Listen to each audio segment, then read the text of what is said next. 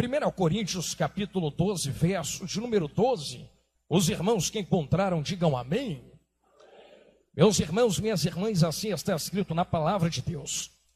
Porque assim como o corpo é um, e tem muitos membros, e todos os membros desse corpo, sendo muitos, são um corpo, assim também é Cristo. Porque por um Espírito, todos nós fomos batizados em um corpo, quer sejamos judeus ou gentios, quer sejamos escravos ou livres, e a todos foi dado de beber em um só Espírito. Verso 14. Pois o corpo não é um membro, mas muitos. Se o pé disser, porque eu não sou a mão, ou não sou do corpo, não é portanto do corpo. E se a orelha disser, porque eu não sou o olho, eu não sou do corpo, não é portanto do corpo. Se todo o corpo fosse o olho, aonde estaria o ouvido? Se todo fosse ouvido, onde estaria o olfato? Mas agora Deus colocou cada um dos membros no corpo, como lhe agradou, e os irmãos dizem amém. Pode tomar os vossos assentos, que Deus lhes abençoe, meus irmãos. Glória a Deus. Meus irmãos, minhas irmãs, nós que fazemos parte da igreja do Senhor, sabemos melhores do que ninguém que esta igreja, esta casa, é dado como um corpo de Cristo.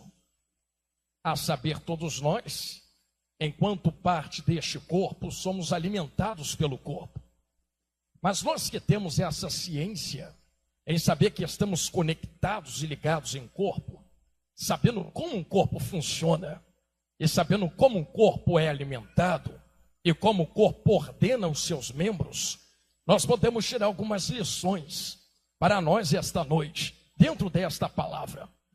Se nós que viemos aqui estamos conectados no corpo e somos orientados pelo Espírito de Deus, então ao lermos esses versos, fica claro no último verso quando nós lemos, que o corpo só é o jeito, só tem o jeito que tem por causa do agrado de Deus e da vontade de Deus. Foi Deus quem fez o corpo como ele é. Foi Deus quem colocou cada membro no lugar que ele está.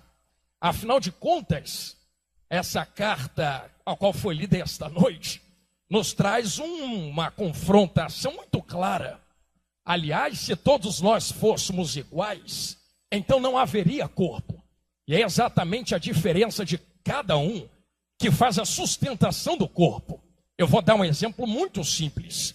Tem uns que cantam, tem outros que pregam.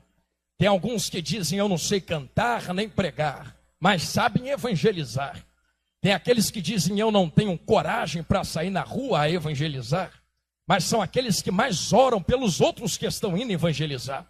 Tem aqueles que oram, ou aqueles que não sabem orar, porque talvez não tenham o espírito de ousadia para chegar diante de Deus, mas talvez tenha a ciência do conselho, ou seja, aconselhar os irmãos que precisam ser aconselhados. Tem aqueles que têm o talento de liderar, tem aqueles que têm o talento de guardar, tem aqueles ainda que têm apenas o talento de, por exemplo, arrumar a igreja para um congresso como esse acontecer. Então observa que, apesar de nós sermos corpo e parte do corpo, cada um tem a sua diferença, e é a diferença de um para o outro que faz com que esse corpo funcione. E como tudo na Bíblia não está na Bíblia à toa, existe um padrão, ou um espelho, melhor dizendo, para que o corpo seja dessa maneira. E não há melhor espelho, meus irmãos, do que o próprio Deus. Quando nós olhamos para Deus, nós vemos que Deus é um exemplo claro, que apesar de haver diferenças dentro da Trindade, ainda há um só propósito. E isso é provado pela Bíblia, não sou eu quem estou falando, da boca para fora. Vocês sabem que a Trindade são 3 pessoas que formam um Deus. E eu digo que são pessoas, não para colocar Deus no nível dos homens, mas eu digo que é pessoa porque todas as vezes que um indivíduo é assinalado como pessoa, é necessário ter, por exemplo, vontade própria. E isso eles têm. Você vê, por exemplo, no Novo Testamento, aonde o Espírito de Deus olha para Paulo e diz assim: Paulo, você não vai entrar nesta cidade, porque eu não quero que você entre. Já havia outras cidades que o Espírito de Deus dizia: agora vai para lá porque eu quero que você pregue lá. Então o Espírito de Deus tem vontade própria, mas não só vontade própria. Você lembra também, por exemplo, Jesus Cristo de Nazaré. Ele mesmo, conversando com os discípulos, diz: eu tenho uma comida para comer. Os discípulos vão olhar para ele e dizer: será que alguém deu comida para Jesus? E Jesus vai botar as claras: a comida que eu tenho para comer é fazer a vontade do meu Pai. Então vocês observem que Jesus tem vontade própria, mas ele assimila a sua vontade debaixo da vontade do Pai. Era como se ele estivesse dizendo: eu tenho vontade, e a minha vontade é fazer a vontade do meu Pai. Mas não só vontade, eles também têm, além de vontade, de escolha própria, sentimentos. E isto é comprovado na Bíblia. Apenas este verso: não entristeçeis o Espírito Santo de Deus. Se dá para entristecer, também dá para alegrar. E se a alegria do Senhor é a nossa força, nós lemos esse versículo, minhas irmãs, como se fosse Deus pegando a alegria e colocando dentro de nós, mas é o contrário. A alegria do Senhor é a nossa força seria o seguinte: a alegria que eu causo em Deus se torna a minha força, entenderam? Então observam que Deus tem sentimentos, Deus tem vontade própria, o Espírito tem sentimentos, o Espírito tem vontade própria, Jesus também tem a mesma coisa. Mas apesar dos três terem vontade própria, os três não disputam e nem batem de frente entre si. Porque apesar de os três serem Deus, eles não disputam para ver quem tem poder maior, ou para ver quem aparece mais. Porque apesar de terem todo o poder, toda a honra e toda a glória, eles estão no mesmo propósito. Eu vou repetir isso e continuo seguindo. A vontade é diferente, mas o propósito é o mesmo. E aí é que começa a ficar bonito de ler a Bíblia. E há provas bíblicas de que eles não disputam entre si. Quer ver só? Você lembra de Deus, quando Jesus está sendo batizado? Quando Jesus sai das águas, Deus pega o dedão, aponta para a terra, o céu se abre, o Espírito desce. E Deus fala para todo mundo que estava na beira daquele rio: eu posso ser Deus. Imagina eu na cabeça de pregador: eu posso ser Deus, mas esse aí é que é o meu filho amado em quem eu me comprazo, é ele. Aí Jesus pega essa atenção, e era como se ele dissesse assim: não, eu sei que eu sou Jesus, mas eu também não quero disputar nem entrar na frente de ninguém. Aí Jesus começa a dizer: eu sou Jesus, mas é necessário que eu vá, para que o Pai vos envie outro Consolador. Aí quando outro Consolador chega aqui, é o Espírito Santo, ele também não disputa. Ele diz assim: tá, eu sei que eu sou o Espírito, e pela Bíblia é ele quem convence o homem do pecado. Mas o Espírito não convence o homem do pecado para trazer a si. O Espírito Santo convence o homem do pecado e coloca estirado na pé da cruz. E quando o homem chega no pé da cruz, Jesus recebe o homem que está convertido e diz: tá, eu recebi de volta, mas já disse que não quero ser a atenção. Eu sou o caminho, eu sou a verdade, eu sou a vida. Mas foi a Bíblia quem disse, não fui eu, que ele é caminho, mas não é caminho para ele mesmo.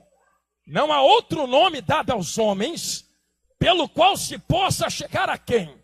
A Deus, a não ser Jesus Cristo de Nazaré. Então era como se ele dissesse: eu sou o caminho, mas não sou caminho para mim, sou caminho para o meu Pai.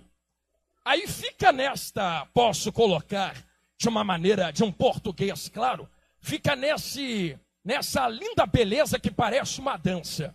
Deus pega o homem e joga para Cristo, Cristo pega, joga para o Espírito. O Espírito pega, joga para Cristo, Cristo pega, joga para Deus. Deus pega, joga para Cristo e assim sucessivamente. Então os irmãos reparem que eles não disputam entre si. Para dar um claro exemplo ao corpo, o próprio Cristo de Nazaré, Jesus grandão da Galileia, ele certa vez pregando, está no Evangelho de João, disse assim: Pai, eu dei a eles a glória que tu me deste, para que eles sejam um, como eu e você já somos um há muito tempo. Então há uma sabedoria dentro desse versículo. Por que Jesus está dando a glória aos homens? Então vocês observem que Deus, através de Cristo Jesus, entrega a glória para que haja uma unidade. E entendo o que eu vou falar esta noite. Unidade, estar junto, não é a mesma coisa. Vou repetir. Unidade e estar junto não é a mesma coisa. Eu posso estar junto de alguém sem estar unido com alguém. Eu posso estar separado fisicamente de alguém, mas unido com este alguém. Quer ver? Eu tenho uma aliança com meu pastor lá embaixo. Eu estou unido com ele, apesar de estar separado em corpo, matéria física. Mas há uma união espiritual. Eu estou debaixo da autoridade dele. Eu estou debaixo de obediência. Eu estou debaixo da direção. Então, apesar de não estar junto, nós estamos unidos. Unidade. E é isto que há no corpo. Agora nós entramos em 1 Coríntios 12. Eu dei essa volta para nós chegarmos aqui. Porque em 1 Coríntios 12, vem nos dando um panorama de como a igreja funciona. A igreja, assim como um corpo, tem muitos membros. Alguns são mãos, alguns são pés, alguns são orelha, alguns são nariz, olfato, alguns são boca, alguns são dedos, alguns são braços, antebraços, alguns são tórax, alguns são pescoço, alguns fazem parte da cabeça, alguns fazem parte do sustento, alguns fazem parte daquilo que traz o alimento, alguns fazem parte daquilo que alimenta, alguns fazem parte daquilo que ouve, alguns fazem parte daquilo que cheira e detecta perigos que podem se achegar. Alguns fazem parte daqueles que têm visão. Conhece gente assim? Pode estar todo mundo falando que dá errado. Ele bota o pé e fala, não, já estou vendo na frente, já deu certo. Esse é quem tem visão. Cada um tem uma parte no corpo. Só que agora eu sei que vai ficar apertado, mas vamos para a palavra. Se cada um tem uma função, a mão não é o pé. O pé não é a mão. Então o pé nunca vai poder fazer o que a mão faz. Mas a mão nunca vai poder fazer o que o pé faz. E sabe por que a mão não consegue fazer o que o pé faz? Porque o pé tem estrutura preparada para suportar peso sobre ele. Agora a mão não tem estrutura para suportar peso, mas tem delicadeza preparada estruturalmente para pegar coisas que o pé não consegue pegar e trazer o alimento. Então, se a mão olhar para o corpo, está na Bíblia, tu leu comigo, e dizer assim, meu serviço não vale a pena, porque tem um pé que sustenta tudo, ele é mais importante. Mas com carinho, se a mão não existisse, ficaríamos dependentes de outras mãos ou outros corpos para trazer alimento e água na boca, sim ou não? Então essa mão existe para trazer o alimento que mantém o pé sustentando o corpo. Só que o pé está lá para levar a mão até o alimento, perceberam? Que cada um tem uma função específica. Então o pé não vive sem a mão, e a mão não vive sem o pé. Sei que vai doer, mas vai curar. Então não dá para a mão olhar para o pé e dizer assim, eu não gosto de você, eu não fui com a sua cara, eu não quero ficar perto de você, eu não quero funcionar contigo. Ô mão, sem pé você morre. Ô pé, sem mão você morre. Ô mão, sem pé o corpo morre. Ô pé, sem mão o corpo morre. Eu não sei se você talvez olhe para o pé, ou o pé olhe para a mão e diz, eu não gosto de você. E existe esse movimento aí fora, de que uma mão olha para o corpo e diz assim, eu não quero mais estar conectado no corpo. São desigrejados, pastores.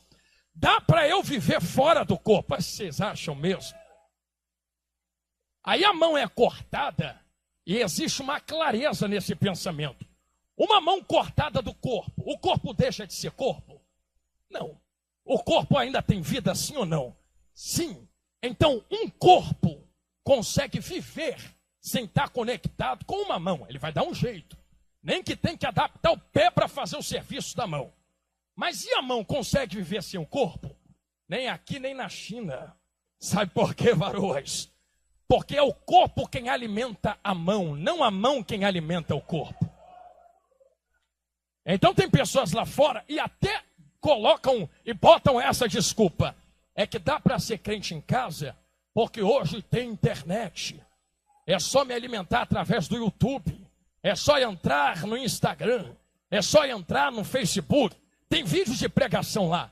Nada substitui estar conectado na comunhão de um corpo. Nada. Tem que estar conectado na comunhão de um corpo para poder receber os nutrientes que o corpo tem. Então, se a mão for cortada, seca, mas o corpo continua com vida. Porque de clareza em clareza, começamos a entender que uma mão não vive sem o corpo, mas o corpo consegue se adaptar sem a mão.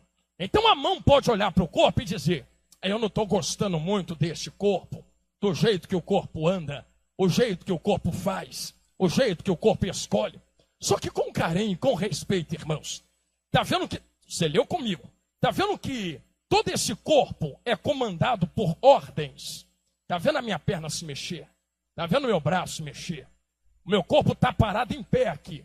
Agora eu vou dar ordem para ele chegar do outro lado. Vai, corpo. Só está indo porque alguém deu ordem. Só que o que está dando ordem aqui não é cérebro. Porque comumente nós indagamos que a parte física é que controla. Só que lembra de Adão de novo? Quando Deus forma um homem, o que Deus sopra dentro? E quando Deus sopra, o que é que Adão se torna? Não se torna alma vivente. Só que isso aqui que está sendo controlado fora, olha o meu corpo, só está fazendo isto porque tem alguém aqui dentro, controlando isso do lado de fora, tá vendo? É a minha alma, é o meu espírito. Tu acha mesmo que é a minha corda vocal que está falando aqui? Tu acha mesmo que é o meu olho que está olhando no teu olho aí, e que é o teu olho que está me olhando? Achou mesmo que quando tua mão levanta, é a tua mão que levanta para dar glória? Tem uma alma aí dentro. Tem um espírito aí dentro. Quando vocês abrem a boca para dar glória, é a tua alma e teu espírito usando as cordas vocais desse corpo físico para poder expressar glória no mundo físico. Então não é aquilo que é físico que controla o que é espiritual. É o contrário. O que é espiritual está controlando aquilo que é físico, sim ou não? A igreja é a mesma coisa. Não é o físico que controla o espiritual. Tem um espiritual que está dando ordem para o físico aqui esta noite. E eis aí o espiritual que dá ordem no corpo hoje. Corpo não manda de si mesmo. Porque quando estamos falando de físico, aí sim. Se estamos falando do mundo físico, há cargos eclesiásticos. Eu sou evangelista, tenho irmãos que são presbíteros, diáconos, trabalhadores, missionárias, diaconisa como minha esposa, pastores, bispos e por aí vai. E isso está falando de cargos eclesiásticos. Se é no físico, sim, há um físico que controla físico. Você me vê aqui, mas tem uma cabeça e cérebro dando ordem aqui. Então quem é a cabeça, ou o cabeça, entenda como quiser, no físico da igreja? No físico se torna os pastores. Dos pastores é que vai descendo, assim como quando o óleo desce na cabeça de Arão de cima para baixo, não de baixo para cima, e vem deitando, toma as barbas, depois vai para a orla. A cabeça é quem está comandando o corpo no físico. Depois vai para a barba, que são os obreiros que estão aqui, que ajudam o pastor. Depois vai para a orla. Quem é a orla? É o resto da igreja.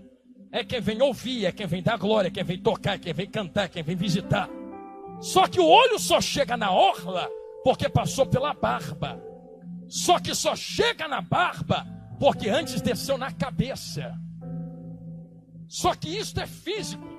Agora lembra que não é o físico nós que mandamos no espiritual, mas o espiritual que está controlando o físico. Porque quando saímos do físico e começamos a olhar para o espiritual, sabemos que o cérebro está comandando, mas existe um espírito usando o cérebro. Aí entramos em Romanos 12. Não vos conformeis com este mundo, mas sejam renovados e transformados pela renovação da vossa mente, entendimento. Mente aqui, irmãs, não é cérebro. Porque cérebro é órgão palpável. Mente aqui é centro de ideias, centro de comando, centro onde eu tomo meus sentimentos. Só que a mente está no lugar do cérebro, usando ele para controlar o físico. Então, apesar de ter a cabeça física, por trás do físico tem uma mente espiritual que os controla. Quem é a mente espiritual que dá ordem ao cérebro, à cabeça, ao corpo, à barba, à orla, aos membros, à mão, o pé? Sabe quem é a mente espiritual que controla todo esse manto de mistério aqui? Existe uma mente espiritual. E essa mente espiritual foi dada em segredo a Pedro. Sabe o que Pedro falou? Pedro olhou na cara de Jesus e disse assim: tu és o Cristo, Filho do Deus vivo. Aí sabe o que Jesus fala? Jesus fala assim: disseste muito bem, Simão Bar-Jonas, mas não foi carne nem sangue, porque isso é físico. Entenderam na direita? Eu vou falar olhando para os varões agora. Que te revelaste, mas o meu Pai, que é Espírito e está na glória, que te revelou esse mistério, porque de lá vem os comandos, de lá vem as revelações, de lá vem as ordenanças e direções. Aí Jesus termina dizendo: obreiros, obreiras, pastores, pastoras. Sabe o que Jesus termina dizendo? Eu vou dizer isso, dou um gole na água. Te digo, rapaz, tu és Pedro, e sobre esta pedra edificarei a minha igreja, e as portas do inferno não prevalecerão contra ela. Sabe o que Jesus estava falando? Eu sei que existem vários entendimentos desse versículo, e tem gente que diz que a pedra era Pedro, mas posso usar português básico. Se Jesus falar assim sobre essa, com S, é Pedro. Jesus não falou essa, Jesus falou sobre esta pedra, que sou eu. Edificarei. Vamos parar na palavra edificar e seguimos em um minuto. Lembra de Salmo 127? Se Deus não edificar, em vão trabalham os que a edificam. Tem duas pessoas edificando.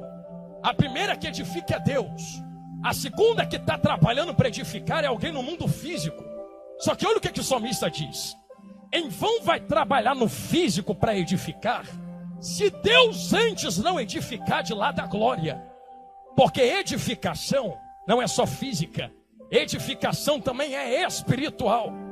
Volta para dentro de Pedro, quando Jesus diz: sobre esta que sou eu, edificarei, as portas do inferno não prevalecerão. Irmãs, irmãos, com carinho, até mais ou menos uns 12 anos, eu lia esse versículo e achava que a porta atacava a igreja.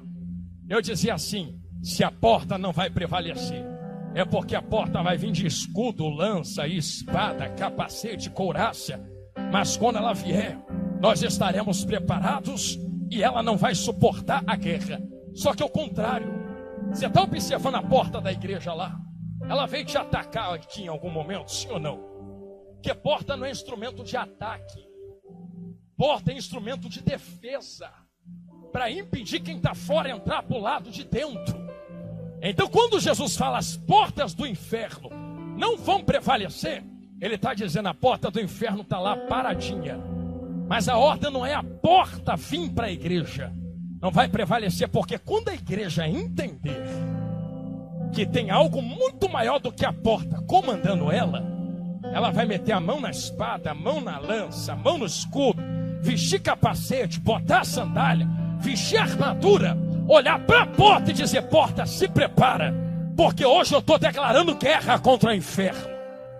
Aí vai chegar de pé na porta, imagino eu, assim, com o pé na porta do inferno, e dizer assim: vim aqui resgatar da mão do diabo tudo aquilo que ele levou, tudo aquilo que ele trancou, tudo aquilo que ele segurou. A palavra de Cristo não é a porta que vai atacar você, são vocês como corpo que vão olhar para o inferno e vão dizer: inferno, saiba quem nós somos na terra. Somos representação de Jesus Cristo de Nazaré. E não há inferno, nem demônio no inferno que possa ficar de pé diante de uma igreja que decide marchar. Ah, eu sinto Deus aqui. É por isso que assim está escrito, meus irmãos: tudo aquilo que ligares na terra será ligado no céu. Tudo aquilo que desligares na terra será desligado no céu. A ordem de comando da igreja também trabalha no mundo espiritual.